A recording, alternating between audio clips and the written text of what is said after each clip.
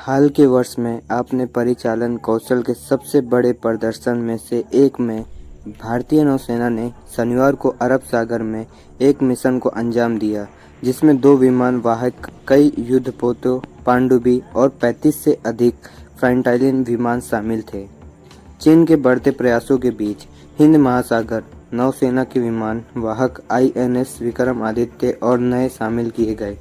INS Vikram अभ्यास के केंद्र बिंदु थे और 2 प्लेटफॉर्म में मिग-29 के और MH-60R कोमो और उन्नत लाइट जैसे हेलीकॉप्टर सहित विमानों की एक विस्तृत श्रृंखला के लिए फ्लाइटिंग एयरफील्ड के रूप में कार्य किया, हेलीकॉप्टर अधिकारियों ने कहा।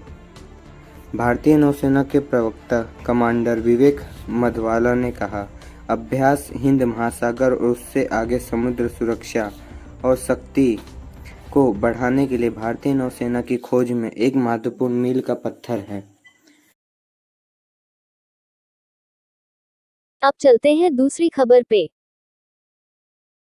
थल सेना अध्यक्ष जनरल मनोज पांडे ने शनिवार को आईएमएफ स्थानकों से युद्ध की तेजी से बदलती गतिशीलता की चुनौतियों से निपटने के लिए अपने कौशल का अपडेट करते रहने को कहा। आईएमएफ के स्प्रिंग टर्म कोर्स के समापन पर फ्लशिंग आउट परेड को संबोधित करते हुए जनरल पांडे ने कहा, प्रौद्योगिकी की तेजी से विकास के साथ युद्ध के गतिशील तेजी से बदल रही है और युद्ध की जगह अधिक जटिल हो गई है।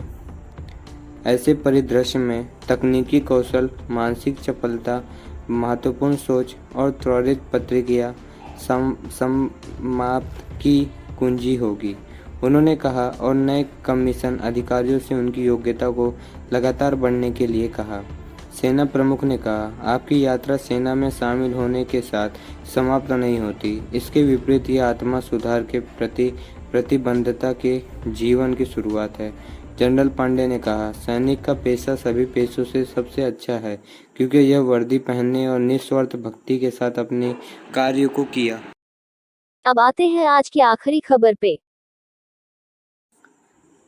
ऐसा लगता है कि यूक्रेन की सेना अपने लंबे समय में प्रत्यक्षिक आक्रमण को गति दे रही है, क्योंकि कभी मॉस्को को गार्डों को तोड़ने और अपने क्षेत्र को वापस लाने का प्रयास कर रहा है, कभी अपनी योजनाओं के बारे में अस्पष्ट बना हुआ है और उसने कहा कि कोई औपचारिक घोषणा नहीं होगी, अपने लाभ के लिए युद्ध के कोहरों का उपयोग करने की कोशिश कर रहा है।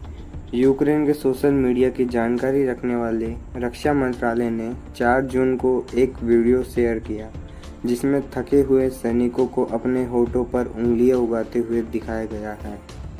प्लान लव साइलेंस वीडियो ने कहा, व्यापक रूप से जीवन हमले के बारे में जाना जाता है, लेकिन गुरुवार की वाशिंगटन स्थित think tank institute for the study of war ने ट्वीट पर कहा, यूक्रेन जवाबी हमला शुरू हो गया है। आईएसडब्ल्यू ने कहा, यूक्रेन की शुरुआती जवाबी कार्रवाई सबसे कठिन और धीमी हो सकती है।